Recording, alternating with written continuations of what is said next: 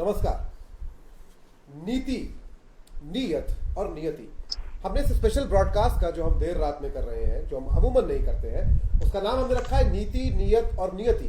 नीति किसकी, नियत किसकी और नियति किसकी? नीति नीति आयोग की, जिसके सीईओ का बयान हम आपको अभी सुनवाएंगे। नियत सरकार की, जिसके गृह मंत्री इस समय बातचीत कर रहे हैं 13 किसान नेताओं से, जबकि कल तय था पहले से कि बातचीत होनी है छठे दौर की। और नियति किसकी? इस आंदोलन की, और इस आंदोलन के जरिए इस देश की और लोकतंत्र की नियति, क्योंकि लोकतंत्र की हम बात कर रहे हैं। और हमारा जो पहली बात थी नीति, नीति आयोग, वहां भी लोकतंत्र की बात हुई है। हम आगे जाएं, कुछ भी बात करें, इससे पहले हम चाहते हैं आपको हम सुनवा दें एक बार कि देश के नीति आयोग के जो सीईओ हैं, और सीईओ और उपाध्यक्ष में क्या अंतर है, इस पर भी हम आएंगे इसके बाद। हम पहले आपको सुनवाते हैं कि अमिताभ कांत जो सीईओ है नीति आयोग के, उन्होंने आज स्वराज मार्ग नाम की एक वेबसाइट से बातचीत करते हुए क्या कहा, ये वीडियो, इसके लिए हम धन्यवाद करते हैं स्वराज मार्ग का कि उन्होंने ये बातचीत अमिताभ कांत से की। पहले सुनिए क्या कहते हैं अमिताभ कांत इस बातचीत में। Able to make good of, because I ask this from the point of view that attempts have been made in the past, but they didn't really take off. So tough reforms are very difficult in the Indian context. We are too much of a democracy. For the first time, the government has had the courage and the determination to carry out very hard-headed reforms across sectors. Across sectors, mining, coal, labor, agriculture. These are very, very difficult reforms. The easier reforms Able और आज हमारे साथ 3 जो है हमारे panelist हैं, जिसमें से सबसे पहले मैं सबसे खास पैनलिस्ट का परिचय देना चाहूंगा। एक पुराने मित्र हैं, लेकिन हरकिशन सिंह, जो इस समय कनाडा में रहते हैं। अगर मैं सही हूं तो एबट्सफोर्ड, जो ब्रिटिश कोलंबिया है कनाडा में, वहां जो है वो हरकिशन सिंह रहते हैं। अप्रवासी भारतीय आप उनको कह सकते हैं। पंजाब से हैं, किसानों के परिवार से हैं, और भारत में किसानों के आंदोलन का समर्थन करते हैं। हम हैरी से, हरकिशन से बात करेंगे तो इस बारे में कि दरअसल ये जो पूरा एक प्रोपेगेंडा और मिथ फैलाया जा रहा है कि ये तो विदेश में रहता है, ये किसान का बेटा कैसे है, ये अंग्रेजी बोलता है, किसान का बेटा कैसे है, ये तो बड़ी गाड़ी से चलता है, किसान का बेटा कहता है। साथ ही अमिताभ कांत ने जो कहा, उससे भी एक सवाल निकलता है जो हम लेकर जाएंगे। हमारे साथ पुरुषोत्तम शर्मा जी हैं, आप मीडिया विजिल को उनको देखते रहे हैं, राष्ट्रीय सचिव है अखिल भारतीय किसान महासभा के, दिल्ली से जुड़े हैं, और हमारे founding editor doctor Pankaj Shrivastava भी है। सबसे पहले पंकज जी, मैं आपके पास आ रहा हूं। अमिताभ कांत का बयान हमने अभी सुनवाया। वो कह रहे हैं कि भारत में लोकतंत्र कुछ ज्यादा ही है। पंकज जी, आप इस पर कुछ टिप्पणी देना चाहेंगे उनकी बात पे? बिल्कुल, जो उन्होंने बोला है वो आम आदमी नहीं है, आम कोई इस तरह के टिप्पणीकार नहीं है। देश में नीति आयोग के सीईओ हैं, और जाहिर है सरकार के मन में जो चल रहा है उसको बहुत अच्छे तरीके से पेश करते हैं। आप ये देखें कि किस तरीके से धरना प्रदर्शन करने वालों के साथ या मानवाधिकार के प्रश्न पर आवाज उठाने वालों के साथ सरकारें, खासतौर पर जो बीजेपी की केंद्र सरकार और राज्य सरकारें हैं, किस तरह से पेश आ रही हैं। हमने आज ही देखा, मानवाधिकार कार्यकर्ता बहुत बड़े लंबे समय तक मानवाधिकारों के प्रश्न पे जूझते रहे, पत्रकार भी रहे। गौतम नौलखा को जेल में एक चश्मा तक नहीं दिया जा रहा, और बिना चश्मे के वो देख नहीं पा रहे हैं, उनका चश्मा चोरी हो गया है। उनके घर वाले नया चश्मा देने गए, वो लेने को तैयार नहीं है जेल वाले कि उन्हें दे सके। फादर स्टेन स्वामी का हमने पूरा केस समझा है, देखा है और लिखा है कि किस तरीके से 83 साल के एक व्यक्ति को साधारण सी जो मेडिकल उपकरण हैं जो उनके जीवन के लिए जरूरी है वो भी नहीं दिया जा रहा है। आज उत्तर प्रदेश में जब भारत बंद हुआ तो जो लोग भी सड़क पर निकले, खासतौर पर चाहे वो कांग्रेस के कार्यकर्ता रहे हों, चाहे वामपंथी कार्यकर्ता रहे हों, अगर उन्होंने सड़क पर निकलकर नारे लगाए तो उन्हें पुलिस ने गिरफ्तार कर लिया। गुजरात के डीजीपी ने, आप सोचिए उन्होंने क्या आदेश दिया। उन्होंने एक आदेश निकाला था भारत बंद में, जो शामिल होगा उसे तो गिरफ्तार करेंगे ही, जो इसकी सूचना सोशल मीडिया पर देगा हम उसके खिलाफ भी कार्रवाई करेंगे। हालांकि अभी तक देश में कोई कानून बना नहीं है इस तरह का, लेकिन आप इससे समझ सकते हैं कि सरकारें जो इस समय मौजूदा निजाम है वो लोकतंत्र को और लोकतंत्र की एक जो पारंपरिक कुछ चीजें हैं कि आप नारे लगा सकते हैं, पुतले फूंक सकते हैं, आप सड़क पे एक जगह खड़े होकर सरकार का विरोध कर सकते हैं, उससे कोई बहुत सरकार की सेहत पर बहुत ज्यादा असर नहीं पड़ता है। लेकिन इससे यह साबित होता है कि जो नागरिक है उसके पास ये अधिकार है कि वो सरकार को कटघरे में खड़ा कर सके। लेकिन ये बताता है कि कितना एक मुश्किल काम धीरे धीरे ये होता जा रहा है, और सरकार बिल्कुल भी जो उस पर आरोप लगता है कि लोकतंत्र के खिलाफ है, आज अमिताभ कांत ने बोला है, दरअसल वो उसके मन की बात है जो सामने आ गई है। लोकतांत्रिक जो संस्थाएं हैं लगातार उनका शरण हो रहा है। और अगर आप देखें कि पिछले दिनों अब से कुछ, अब तो साल हो गए जबकि 4 जज निकले थे और उन्होंने कहा था कि 20 साल पहले हमें इस बात का अफसोस ना हो कहीं कि भारत में जब लोकतंत्र पर एक तरह से हथौड़ा पड़ रहा था तो हम चुप थे। हालांकि उसमें एक जज बाद में इस देश मुख्य न्यायाधीश हुए, वो एक अलग कहानी है। लेकिन कम से कम भारत में लोकतंत्र फिलहाल खतरे में है, ये बात अब छुपी हुई नहीं है। उसके चारों स्तंभ इस समय बेहद संकट में है, चाहे वो मीडिया हो, चाहे वो कार्यपालिका हो, चाहे वो विधायिका हो, और बड़े हद तक अब तो न्यायपालिका पर भी ये सवाल। पहले मैं आगे बढ़ूं, एक खबर में जो है ब्रेकिंग न्यूज जो आ रही है अभी, वो मैं दे देना चाहता हूं जो भी लोग देख रहे हैं। गृह मंत्री और किसान नेताओं की मुलाकात जो है वो खत्म हो गई है, और अभी बिल्कुल अभी बमुश्किल 2 मिनट पहले ही 13 किसान नेता जो गृह मंत्री से मिलने गए थे वो गृह मंत्री से मिलकर बाहर निकले हैं। हम कोशिश करेंगे कि आपको सुनवाएं भी कि वो क्या कह रहे हैं, पर फिलहाल अभी तक जो है वो यही इनपुट है कि वो मीटिंग खत्म हो गई है। पुरुषोत्तम जी, बहुत लंबी मीटिंग चली है और बहुत देर में शुरू भी हुई। पुरुषोत्तम जी, आप आवाज सुन पा रहे हैं हमारी? पुरुषोत्तम जी, पुरुषोत्तम जी, आप आवाज मेरी सुन पा रहे हैं?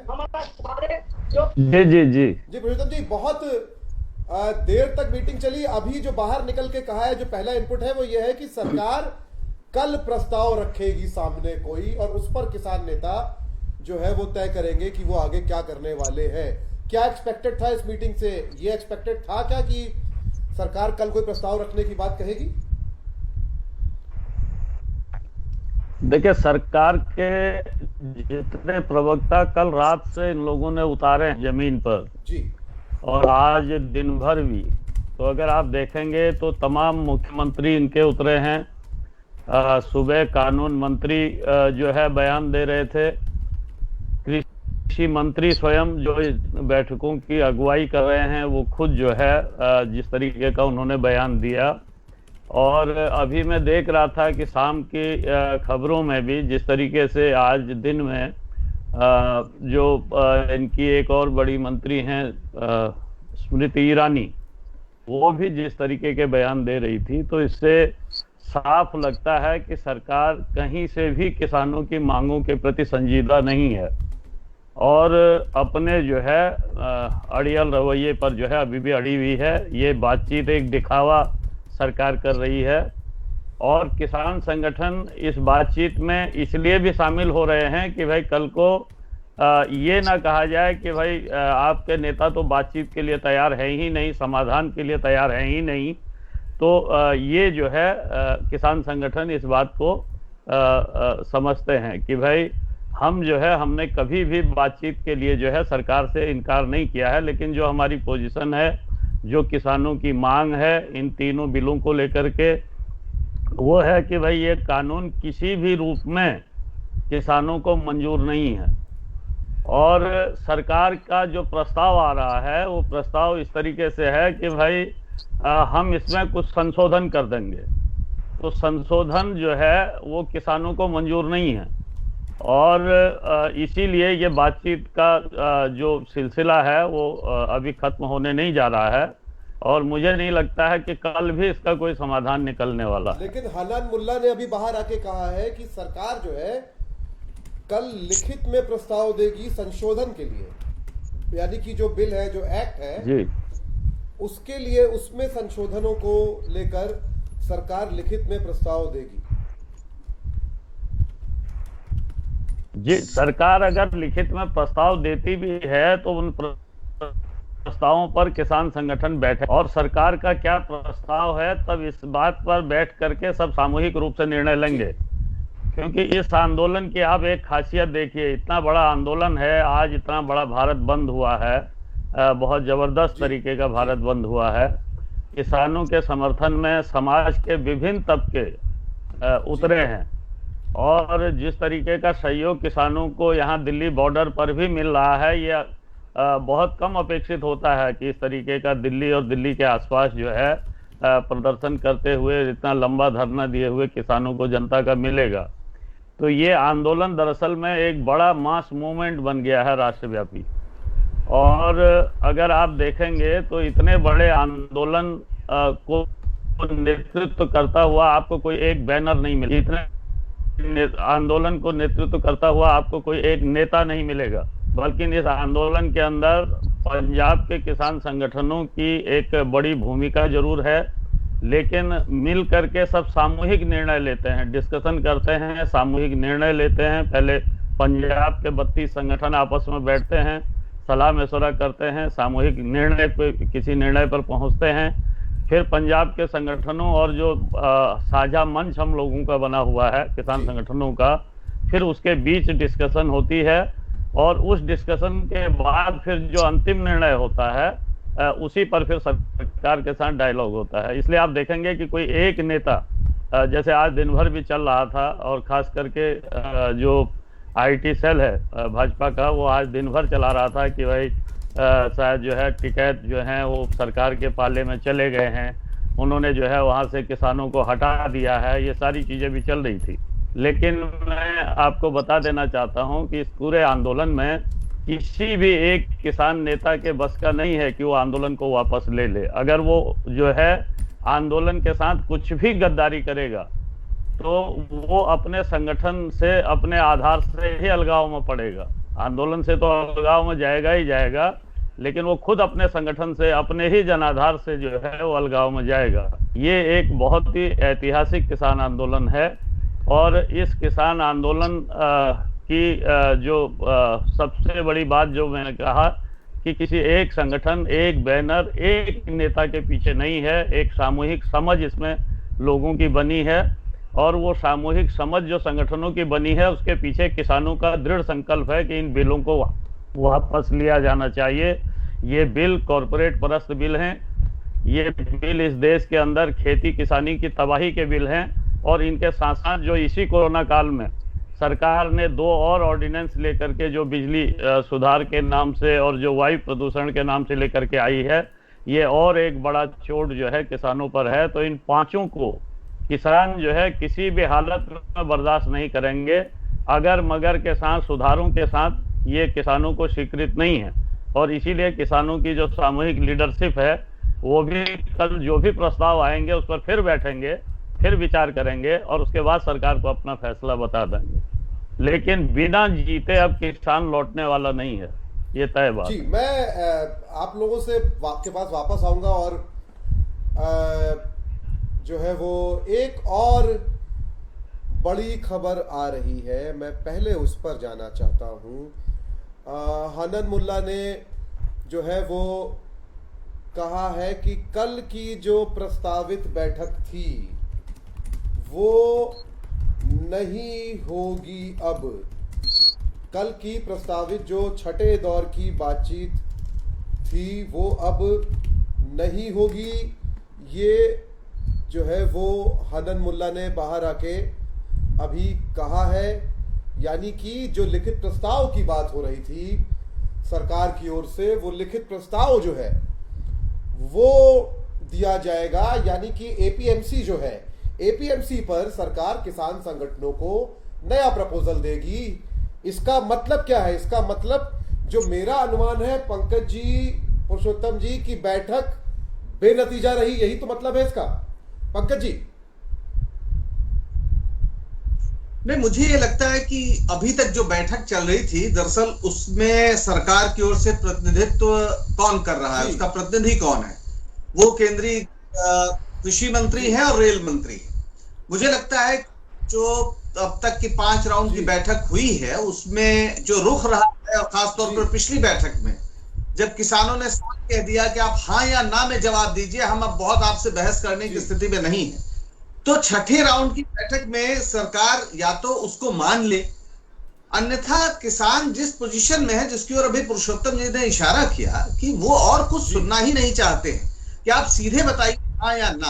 आज जिस तरह से गृह मंत्री ने शाम में को हस्तक्षेप किया और किसानों को बुलाया, वही बताता है कि सरकार इसे लेकर किस कदर एक कहा जाए कि पसोपेश में है। उसे समझ में नहीं आ रहा कि वो कौन सा रास्ता हो सकता है जिससे कि किसान बात मान ले। एक ही रास्ता हो सकता है कि वो एमएसपी को वैधानिकता दे दे, लीगलाइज कर दे, और अगर वो ऐसा करते हैं तो फिर अमिताभ कांत या जो तमाम इस तरह के लोग हैं उनका क्या होगा, या जो सरकार की मूल से उदारीकरण और पूरा एक फ्री मार्केट का उसका क्या होगा।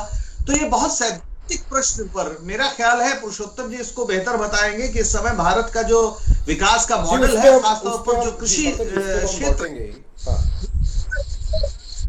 में इस समय फंस गया है। किसानों ने उस पूरे जो उदारीकरण के दौर से चली आ रही व्यवस्था थी उसको एक निर्णायक चुनौती दे दी है। अब यहां देखना है कि क्या होता है। बहुत से पत्रकार लोग लिख रहे हैं कि ये थैचर मूवमेंट है, कि अगर जैसे थैचर ने चुनौती थी और वो झुकी नहीं, हालांकि ऐसे लोग सलाह दे रहे हैं सरकार को कि वो ना झुके, लेकिन भारत और भारत के किसानों की जो पूरी परिस्थिति है वो शायद बहुत राजनीतिक रूप से एक बड़ी कीमत सरकार को चुकानी पड़ सकती। जी, मैं आप लोगों से तो बातचीत कर ही रहा हूं, लेकिन अब मैं जाना चाहता हूं हरकिशन के पास। हरकिशन कनाडा से जुड़े हुए हैं और हैरी, ये बड़ा मजेदार है। आपने जब ये बताइए, जब आपने पहली बार ये सुना टीवी के एंकरों और पत्रकारों को कहते और ट्वीट करते कि ये अंग्रेजी बोल रहा है विदेशी लहजे में, ये कैसे किसान है, तो आपको उस समय क्या लगा था पहली बार सुन के ये? जी सबसे पहले नमस्कार। मुझे बहुत ही शॉकिंग लगा था ये कि एक अगर ये सोचते हैं कि फार्मर पढ़ लिख नहीं सकता तो ये बहुत ही शर्मनाक है, राइट। तो फार्मर भी एजुकेटेड है, वो अपनी मेहनत से अपनी रोजी रोटी कमा के और अपने बच्चों को दिन रात पढ़ाता है, राइट। तो मैं ये चाहूँगा कि हमारे इंडिया का हर किसान पढ़ा लिखा हो और हर किसान एक एजुकेटेड हो और उनको पता हो कि कैसे हमने अपना हक लेना है। जी हरकिशन, एक और सवाल है। ये जो अभी हम जिस बयान की बात कर रहे थे, अमिताभ कांत जो नीति आयोग के सीईओ हैं, उन्होंने कहा कि भारत में कुछ ज्यादा ही लोकतंत्र है। आप लोगों ने कल कनाडा में, पूरे यूएसए में, यानी कि हम कहें तो नॉर्थ अमेरिका में कनाडा और यूएसए और तमाम शहरों में, यूरोप के तमाम शहरों में प्रोटेस्ट किया, सड़कों पर प्रोटेस्ट किया, लंबे लंबे मार्च निकाले, गाड़ियां लेके, ट्रक्स लेके। क्या आपको लगता है कि हिंदुस्तान में कुछ ज्यादा ही लोकतंत्र है, जो अमिताभ कांत कह रहे हैं, जहां आप रह रहे हैं वहां के मुकाबले भी? क्या जी देखिए, जो ये सवाल है ये बहुत अच्छा है। हम जो इंडियंस हैं, हमारे में बहुत ही रिचुअल्स हैं और हम हमेशा यूनिटी के साथ रहते हैं, राइट। तो हमारे ग्लोबली पूरे वर्ल्ड में हमारे इंडियंस पंजाबी बैठे हैं, ठीक है। वो शुरू से ही ये जंग लड़ रहे हैं इंडियन गवर्नमेंट के साथ कि ठीक है, हर फार्मर्स को अपने राइट्स मिलने चाहिए। और ये प्रोटेस्ट एवरी डे हम कोशिश कर रहे हैं निकालने की, और यहाँ की गवर्नमेंट हमारे साथ है। और मैं बेनती करूँगा कि इंडियन गवर्नमेंट को भी उनका साथ अच्छा देना चाहिए हरकिशन, क्या और आप ये उनकी बता बातें सकते हैं कि सुननी जैसे चाहिए। आप कनाडा में हैं काफी समय से, अब तो आपका परिवार, आपकी पत्नी, आपकी माँ सब वहीं पर है, ये बताइए कि आपके आपके आसपास, आपके साथ वालों में कितने फीसदी लोग हैं, कितने लोग हैं जो भारत से आते हैं और उनका बैकग्राउंड जो है वो एग्रीकल्चर है, वो खेती करने वाले परिवारों से आते हैं, कितनी बड़ी संख्या है? जी देखा जाए जो पंजाबी रीजन जी है और जो सिख कम्युनिटी है वो हर कोई जी एग्रीकल्चर से बिलोंग करता है और मोस्टली पंजाब हरियाणा के लोग मोस्टली एग्रीकल्चर जी से बिलोंग करते हैं, चाहे उनके पास 1 एकड़ है चाहे उनके जी पास 50 एकड़ है। और अगर किसी के पास जी जमीन नहीं भी है तब भी उनकी रूट्स जी उन्हीं जमीनों से ही जी। जकड़ी हुई हैं। तो जो कि हरकिशन, जो बात हरकिशन कह रहे हैं वो समझनी चाहिए हमको। जो यहाँ पे पूरा एक जो मेन स्ट्रीम मीडिया, अब पता नहीं उसको मेन स्ट्रीम भी कहना चाहिए कि नहीं कहना चाहिए, खैर जो मेन स्ट्रीम मीडिया है उसने जो पूरा मिथ फैलाया कि ये अंग्रेजी बोल रहा है, ये किसान कैसे है, ये तो बड़ी गाड़ी में चल रहा है, ये किसान कैसे है, हरकिशन उसका जवाब भी दे रहे हैं। और वहां पे कैसे लगातार प्रोटेस्ट कर, ये लोग तैयारी कैसे कर रहे हैं उस पर भी हम बात करेंगे। लेकिन मैं पुरुषोत्तम जी के पास आ रहा हूँ। पुरुषोत्तम जी, ये बताइए कि जो सवाल मैंने पूछा था कि क्या इस बैठक को, आपने हालांकि कहा कोई नतीजा ये निकलना है, अब कंफर्म मान लिया जाए कि ये बेनतीजा बैठक रही, एक। दूसरा, क्या किस तरह से आप लोगों ने, खासतौर पे जो किसान संगठन है और जिसमें बहुत सारे मार्क्सिस्ट लेफ्टिस्ट संगठन हैं, उन्होंने जमीन पे जो काम किया है उसके बारे में कुछ बताएं। क्योंकि अब हम जब किसानों से बात कर रहे होते हैं तो उनमें जो जागरूकता और जो समझ और जानकारी हमको दिख रही है वो अपने आप में खुश करने वाली भी है और हैरान करने वाली भी है। हम पिछले एक हफ्ते से जिन भी किसानों से अपने लाइव शोज में बात करते हैं, किसान परिवारों से, उनमें से ऐसे लोग भी हैं जो पढ़े लिखे नहीं हैं, लेकिन उनकी संविधान को लेके, डेमोक्रेसी को लेके, कानून को लेके और अधिकारों को लेके समझ जो है वो बड़ी दिलचस्प है। इसके बारे में कुछ बताइए कि इस पे कैसे काम किया गया है पिछले कुछ सालों में। पुरुषोत्तम जी, आप सुन पा रहे हैं?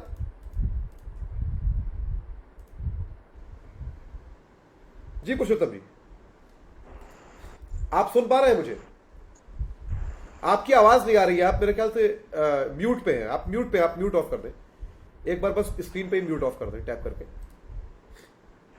जी ये जी आधे के बाद मैं सुन जी, मैं आपको सवाल दोहरा देता लास्ट हूं। मैं सवाल दोहरा देता हूं। पहला ये कि क्या अब ये कंफर्म माना जाए कि बैठक जो है वो बेनतीजा रही? दूसरा, जिस तरह से हम पिछले एक हफ्ते 10 दिन में किसानों को बात करते देख रहे हैं, जिसमें से बहुत सारे ऐसे भी हैं जो बहुत पढ़े लिखे नहीं है, लेकिन उनकी लोकतंत्र को लेके और अधिकारों को लेके अपने जो समझ है उसको लेके आप लोगों ने, संगठनों ने जमीन पे किस तरह का काम किया, उनके बीच अवेयरनेस फैलाने के लिए कैसे काम किया और कितने साल लगे इसमें आप लोगों को?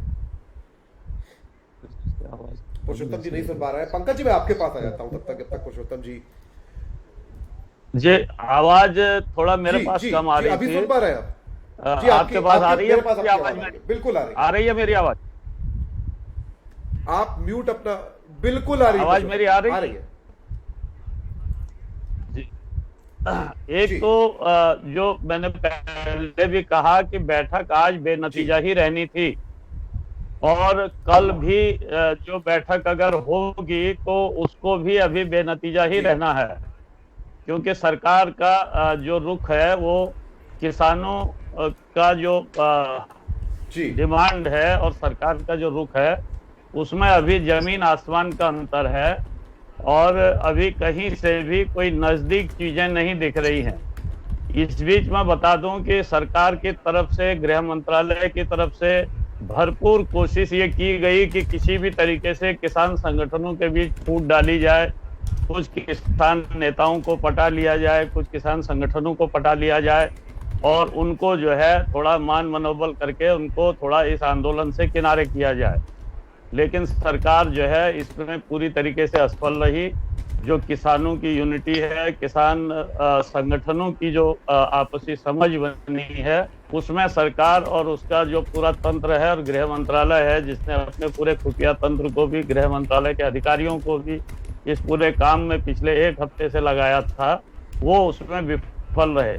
और आज की जो भारत का जो ऐतिहासिक बंद हुआ, उस बंद की का जो दबाव था उसी के कारण सरकार को आज शाम को फिर मीटिंग जो है बुलानी पड़ी और ये मीटिंग जो है बेनतीजा निकली है। तो इसलिए जब तक सरकार थोड़ा इसको इस रूप में जो कॉर्पोरेटीकरण का पूरा इनका रास्ता है, इससे जब तक नहीं बदलेगी खेती के सवाल को, क्योंकि खेती जो है भारत के अंदर कोई व्यवसाय नहीं है किसानों का। हमारे पास 85% जो किसान हैं वो बहुत छोटी जोत के हैं, और ये छोटी जोत के बल्कि पंजाब के अंदर भी जो किसान मैं देख रहा था कि एक जो है भाजपा के प्रवक्ता मंत्री तमाम लोग कहते भी हैं ये किसान नहीं है, ये तो भाई 8-8 लाख की गाड़ी में चलने वाले लोग हैं, 15 लाख की गाड़ी में चलने वाले लोग हैं। तो पंजाब के अंदर भी अगर जाएंगे आप तो बड़ी संख्या वहाँ गरीब और मध्यम किसानों की ही है। एवरेज 5 एकड़ के आसपास की खेती जो है आधे से ज्यादा लोगों की जो है। तो बहुत छोटी जोतें वहां पर अब रह गई हैं किसानों की, और इसीलिए खेती भी जो है घाटे की हुई है।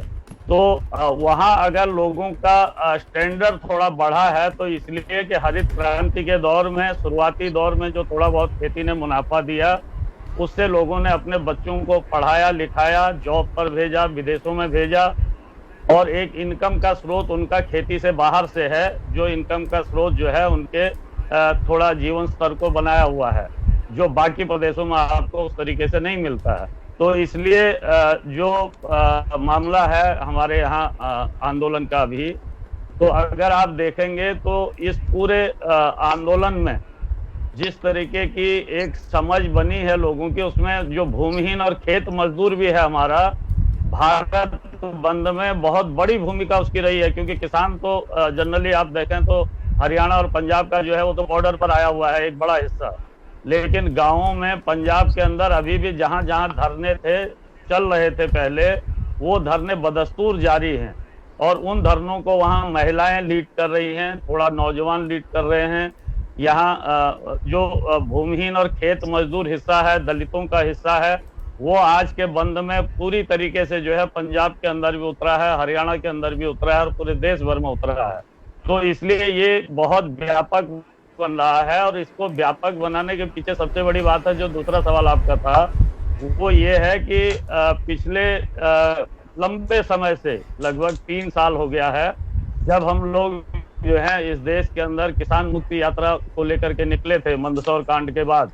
तो उस दौर से लेकर के और आज तक दरअसल में गांव में किसानों को एजुकेट ही किया जा रहा है उनके इशूज को लेकर के। ये जो कर्ज मुक्ति का सवाल था, जो स्वामीनाथन आयोग की सिफारिशों के अनुसार देश के किसानों को उनकी लागत का 1.5 गुना दाम देने की बात थी, जिसका वायदा खुद प्रधानमंत्री ने किया था। तो इसको लेकर के जो किसानों की यूनिटी बनी है मंदसौर कांड के बाद, और बड़ा मंच AIKSCC बनकर के उभरा, और भी 2-3 मंच ऐसे बने हैं किसानों के। तो इन संगठनों ने इस पूरे दौर में जो है किसानों को इन सवालों पर एजुकेट किया है, गांव गांव में आंदोलन के जरिए एजुकेट किया। और जब सरकार इन 3 अध्यादेशों को कॉर्पोरेटीकरण के, तो इसको लेकर के भी जब अध्यादेश आए हैं तभी से आंदोलन शुरू हो गया। ये दिल्ली के दरवाजे पर जब किसान आया है तब आंदोलन शुरू नहीं हुआ है।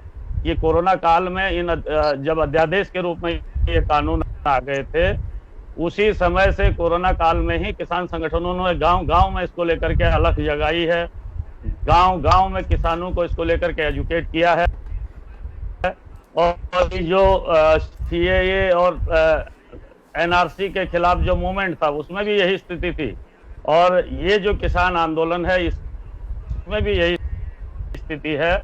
इन दोनों आंदोलनों में एक समानता ये जरूर जो है दिखाई देती है कि जो इसमें भाग लेने वाले लोग हैं, चाहे आज किसान आंदोलन में भाग लेने वाला किसान है या CAA NRC वाले आंदोलन में भाग लेने वाली सामान्य महिलाएं थी, उनको अपनी बात को रखवाने के लिए किसी लीडर या किसी प्रवक्ता की जरूरत नहीं है। वो इतना एजुकेट जो है उनके संगठनों ने उनको किया है कि वो खुद जो है जानते हैं कि वो किस मुद्दे को लेकर के जो है यहाँ आंदोलन में आए हैं, क्यों आए हैं, और इसका क्या समाधान है। इसको लेकर के पूरी स्पष्टता जो है आम किसान के अंदर है।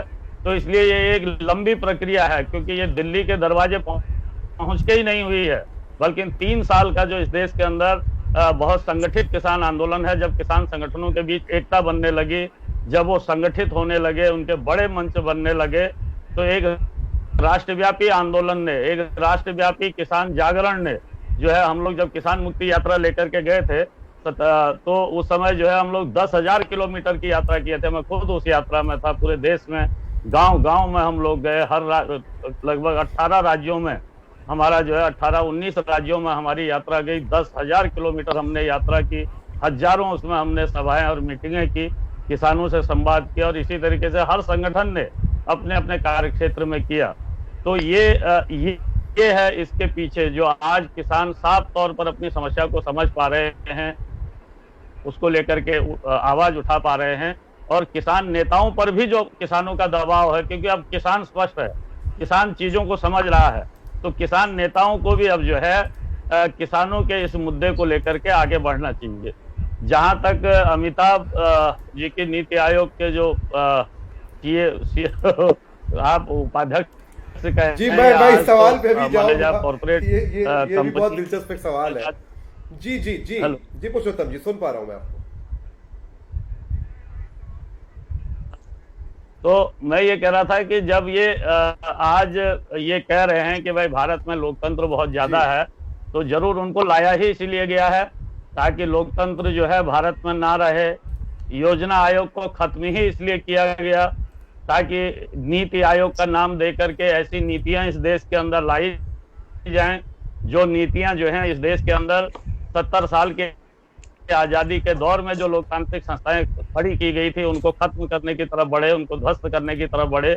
यही अमिताभ हैं जिन्होंने नीति आयोग का प्रमुख होने के नाते सरकार को यह सुझाव दिया, अगर मोदी जी के किसानों की आय को दोगुना करने के सपने को पूरा करना है, तो इस देश के अंदर कृषि पर निर्भर जो आज हमारी आबादी का 55% हिस्सा है, उसको 20% पर लाना होगा।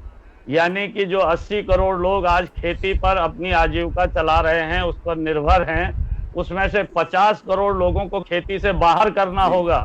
तो उसके बाद जब खेती चंद लोगों के हाथ में आ जाएगी, बहुत कम लोगों के हाथ में आ जाएगी, जो लोग खेती से बाहर होंगे, वो उनकी खेती जब कॉरपोरेट के हाथ में आ जाएगी, और कॉन्ट्रैक्ट खेती के नाम से भी जब जो है खेती ज्यादा से ज्यादा कॉरपोरेट के हाथ में केंद्रित हो जाएगी, तो अपने आप जो है किसान की आय बढ़ जाएगी, खेती करने वाले की आय बढ़ जाएगी।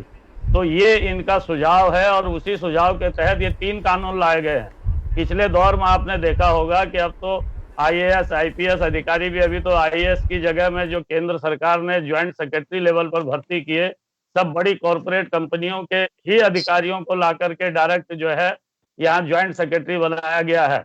तो अब इसी तरीके का पूरा ऊपर से स्ट्रक्चर बनाया जा रहा है, जो सिर्फ कंपनियों के लिए जो है काम करेगा।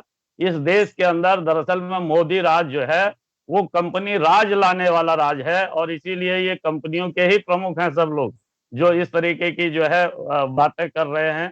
और ऐसे भी RSS तो कभी भी लोकतांत्रिक नहीं रहा है। RSS के जो प्रमुख हैं वो अपना अगला नियुक्त कर जाते हैं, जैसे राजा अपने बेटे को लोकतंत्र की बात नहीं कर रहे, तो कह रहे कुछ ज्यादा हो गया है। जी जी ताकतें हैं। और ये जो किसान आंदोलन है, इससे पहले जो CAA और NRC के खिलाफ आंदोलन था, ये आंदोलन दरअसल में अपनी डिमांडों के साथ तो है, लेकिन इस देश में लोकतंत्र की स्थापना के आंदोलन बन गए। जी बहुत बहुत शुक्रिया ये बात समझाने के लिए कि ये कैसे हुआ जमीन पे। मैं हरकिशन के पास जा रहा हूं। हरकिशन, आप ये बताएं कि अब जो है आगे, अब ये जो अभी खबर आई है, ये आपने सुन ली कि बातचीत लगभग जो है वो नॉन कंक्लूसिव थी, और एक लिखित जो है अमेंडमेंट का प्रपोजल सरकार देगी, लेकिन सरकार ने ये प्रपोज नहीं किया है कि जो किसानों की मांगे हैं वो सरकार मानने वाली है। आप लोग जो विदेशों में भारतीय रह रहे हैं, जो अभी तक प्रोटेस्ट कर रहे थे, कल किया, आज किया, अलग अलग शहरों में दुनिया भर के, आगे आप लोगों की क्या स्ट्रेटेजी है और आप लोग ये कैसे कर रहे हैं? क्या आप लोग जो दुनिया भर में फैला हुआ है आपकी कम्युनिटी, जो खास तौर पर पंजाब और हरियाणा के आप तमाम लोग हैं, क्या आप लोग आपस में एक दूसरे से कनेक्ट कर रहे हैं, एक दूसरे को जोड़ रहे हैं? क्या आप लोगों की प्लानिंग है आगे की? सर, पहली बात तो मैं क्लियर कर दूं कि हाँ, पंजाब के और हरियाणा के मोस्टली हैं, लेकिन हमारे साथ हिंदुस्तान के हर स्टेट से बंदा हमारे साथ हमारी हेल्प कर रहा है। हम उतना टाइम अपने मन और धन से ये हेल्प करते रहेंगे जितना टाइम ये गवर्नमेंट बिल पास नहीं लेती।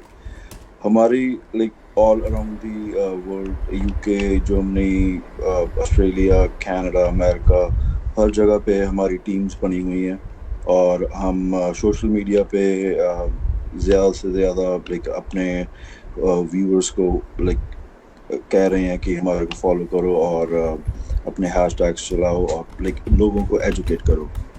और हमारी पूरे इंडिया को ये अपील है कि आप सब इस रेवोल्यूशन का हिस्सा बने और प्लीज़ फार्मर्स की हेल्प करें, क्योंकि ये हमारी पूरी नेक्स्ट जनरेशन की एक लड़ाई है।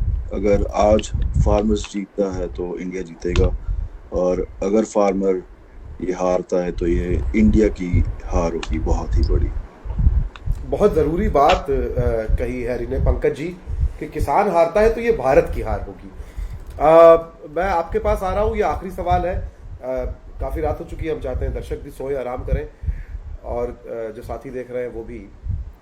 अमिताभ कांत के बयान और बेनतीजा बातचीत, और आज दिन भर एक हमने खास चीज़ देखी जिस पर मैं बात करना ज़रूर चाहूँगा, हालांकि हम इस बात पे पूरा एक अलग शो कर सकते हैं।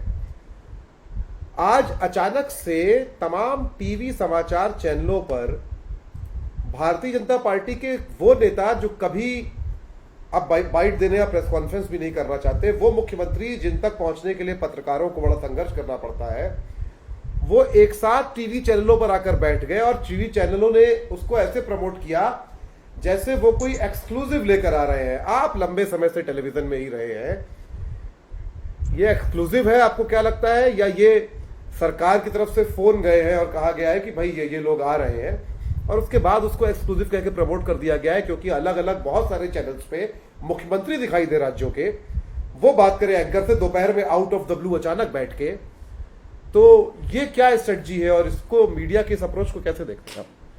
ये मेरा आखिरी सवाल है जी। और लोकतंत्र को लेकर जो अमिताभ कांत ने बात कही पंकज जी, उससे इसको हम जोड़े तो कैसे जोड़ेंगे? बिल्कुल, लोकतंत्र का बहुत बुनियादी मसला यह है। देखिए, आपने शायद ये किस्सा सुना होगा कि जब आजादी के बाद विभाजन हुआ था उसी समय, और बड़े तादाद में शरणार्थी आ गए थे और बहुत तकलीफों में थे, तो पहले प्रधानमंत्री नेहरू का एक बुजुर्ग महिला ने गला पकड़ लिया। उससे कहा, बताओ हमें क्या मिला जी? तो नेहरू जी ने कहा, आपको यही मिला कि आप इस देश के प्रधानमंत्री का गला पकड़कर सवाल पूछ सकती, उसका कॉलर पकड़ सकती। ये लोकतंत्र की बहुत बुनियादी बात है कि आप सरकार से सवाल पूछ सकते हैं, सरकार को कटघरे में खड़ा कर सकते हैं, और इसके लिए आपको किसी ताकत के साथ होने की जरूरत नहीं है। अगर आप इस देश के नागरिक हैं तो बतौर नागरिक ही आपके पास ये अधिकार आ जाता है। हम भारत के लोग, संविधान का पहला जो वाक्य है वहीं से उसे ये ताकत मिलती है कि वो आप सरकार के कॉलर को पकड़ लीजिए। लेकिन लोकतंत्र को लेकर जो सारी बात आप देख रहे हैं उसमें कुछ कहने की जरूरत नहीं है। खासतौर पर मीडिया ने एक बहुत ही शर्मनाक रोल अदा किया है। पिछले दिनों अमेरिकन डेमोक्रेसी को लेकर भी बहुत सवाल उठे, और ट्रंप ने जिस तरह से बातें की, जिस तरह से पॉलिसीज लाई, उसने दुनिया को बहुत झटका दिया। लेकिन एक चीज आपने ध्यान दी होगी कि वहां पर ट्रंप लगभग रोज ब्रीफिंग में मौजूद रहते थे और वहां का मीडिया उनसे कड़े सवाल करता था, जबकि ट्रंप कई बार पत्रकारों को इंगित करके बहुत बदजबानी करते थे, बहुत बदसलूकी करते थे। इसके बावजूद वो पत्रकार उसी समय जो व्हाइट हाउस को कवर करते हैं, वो जाते थे अपनी ड्यूटी समझकर और सवाल करते थे। सवाल करना पत्रकारिता का बुनियादी धर्म है, और भारत में एकदम उल्टा हो गया है। सत्ता से सवाल करना, सत्ता की आंख में आंख डालकर सच बताना, इसकी जगह अब यहाँ का मीडिया, जो खास तौर पर मौजूदा सरकार है, उसका एक डिपार्टमेंट बन गया है, पब्लिक रिलेशन का डिपार्टमेंट। और इसीलिए तमाम मुख्यमंत्री अचानक जो है, आपने जैसा कहा, टेलीविजन चैनलों पे दिखाई देने लगे। जाहिर है सरकार इस पूरे नैरेटिव को बदलना चाहती है कि किसानों को इससे नुकसान होगा, इस कृषि कानून से, तो उसने अपनी पूरी ताकत झोंक दी है। अब नैरेटिव बदलने का सबसे अच्छा तरीका यही है कि उसके पास जो तमाम चैनल्स हैं, जो घर घर टीवी है, चूंकि तो वो वहां पर बैठकर सारे नेता ये बताने लगे कि किसानों को इससे फायदा है, किसान कितना भी कहे कि उससे नुकसान होने वाला है, लेकिन जो किसान नहीं है, जो खासतौर पर भारतीय जनता पार्टी के वोटर हैं या जो आम मध्य वर्ग है, उसके बीच ये संदेश देना चाहते हैं कि इससे किसानों को कोई नुकसान नहीं है, बल्कि ये सुधार का एक बड़ा कार्यक्रम है, उन्हें फायदा होगा। और जो लोग विरोध कर रहे हैं, दरअसल राजनीतिक है विरोध, और इससे आपको प्रभावित नहीं होना चाहिए, क्योंकि ऐसा ना हो कि किसान संगठन और उनके आंदोलनों के साथ बाकी समाज सिंपैथी करने लगे। जिस तरीके से आज तमाम जन संगठन सामने आए, दिल्ली में ऑटो टैक्सी यूनियन वालों ने भी बंद रखा, और इसके अलावा तमाम महिला संगठन, छात्र संगठन, धीरे धीरे ये आंदोलन जन आंदोलन का रूप लेता जा रहा है, और बहुत सारे लोकतांत्रिक सवाल इससे छोटे लड़ाई में तब्दील होता जा रहा है। किसान बस बॉर्डर पर बैठे हैं, अभी उन्होंने सीमा नहीं लांघी है, उनका कोई इरादा जबरदस्ती संसद की ओर कूच करने का नहीं है, लेकिन दिल्ली की सरहद पर उनका बैठना ही दरअसल जो दिल्ली स्वर हैं, दिल्लीश्वर, उनके दिल्लीश्वर मुश्किल पैदा जी, दिल्लीश्वर, तो आप समझ जी, हस्तिनापुर नरेश की आप बात कर रहे हैं। जी जी, जगदीश्वर हो जी जी, जो जगदीश्वर समझने लगे हैं, वो दिल्ली इससे परेशान हो चुके हैं कि आखिर सरहद पर किसान हैं जिनकी आवाज लंदन, अमेरिका, कैलिफोर्निया में आपने देखा प्रदर्शन हुआ, ऑस्ट्रेलिया में, न्यूजीलैंड में, खास तौर पर जहां पंजाब के लोग बड़े पैमाने पर हैं, उन सब जगह आंदोलन प्रदर्शन बहुत दिलचस्प बात हो रहा है। बताना चाहूंगा, ऐसी जगहों पर ही प्रोटेस्ट हुए हैं। कल तस्वीरें में चलाई थी जहां पंजाब के लोग नहीं है, बड़ी संख्या में दक्षिण भारत के लोग आए हैं, ना केवल अमेरिका में, यूएसए में, यूरोप में, ऐसे देश, आइसलैंड जैसी जगह जहां पर जो है वो और राज्यों के लोग हैं भारत के, यहां तक कि विदेशी लोग बहुत सारे, क्योंकि बहुत जगह इस बारे में, क्योंकि ऐसा नहीं है कि ये केवल भारत का मुद्दा है, दुनिया के तमाम देशों के किसान इस संकट से जूझ रहे हैं, और इस पे हम बात करेंगे जरूर कभी और कि कैसे इस सबके पीछे कहीं ना कहीं WTO से लेकर तमाम और चीजें भी है। ऐसा नहीं है, ये इतना सीधा मामला नहीं है केवल अंबानी और अडानी का। लेकिन जो पंकज जी ने बात कही, और जिन हस्तिनापुर नरेश की हम बात कर रहे थे, जिसको औपचारिक तौर पर प्रधानमंत्री भी कहते हैं, वो अंतःपुर से बाहर आने को तैयार नहीं है। वो अपने किसी रेडियो उद्बोधन में जो है वो किसानों का और उनके आंदोलन का जिक्र नहीं करते हैं। ये अलग बात है कि वो गरीब माँ के बेटे हैं, गरीब परिवार के, उनको बहुत चिंता है इस देश के गरीबों की। लेकिन आप सब लोगों को धन्यवाद देते हुए मैं याद दिलाना चाहूंगा कि जर्मनी की जो नाजी पार्टी थी, यानी कि हिटलर की पार्टी, वो भी अपने आप को सोशलिस्ट पार्टी कहती थी, दावा करती थी, और भारतीय जनता पार्टी जो देश की सत्ता में है, वो भी अपने संविधान में अपने आप को गांधीवादी समाजवाद को मानने वाली पार्टी कहती है।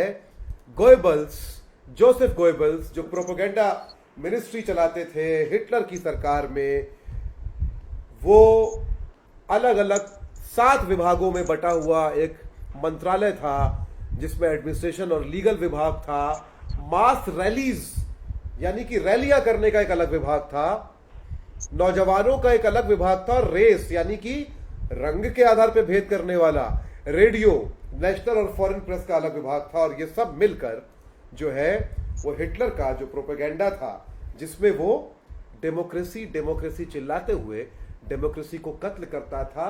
और गोएबल्स अपनी डायरी में लिखते हैं कि डेमोक्रेसी के बारे में सबसे फनी बात यह है कि आप इसके जरिए इसी को खत्म कर सकते हैं।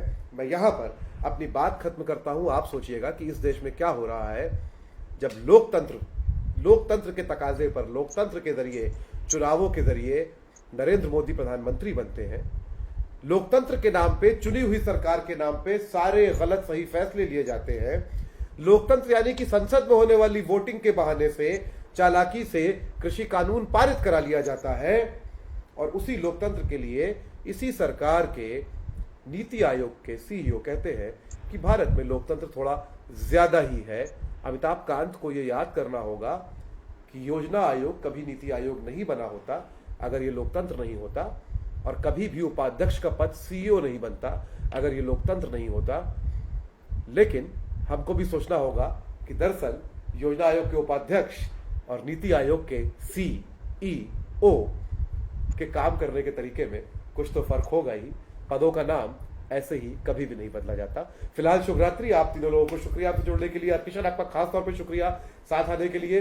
पुरुषोत्तम जी शुक्रिया। हम लोग फिर से मिलेंगे, बात करते रहेंगे इन सारी चीजों पे, गंभीर बात करेंगे, गहराई में जाएंगे। फिलहाल शुभ रात्रि। आप लोग सब लोग आराम करें। आप सबको धन्यवाद।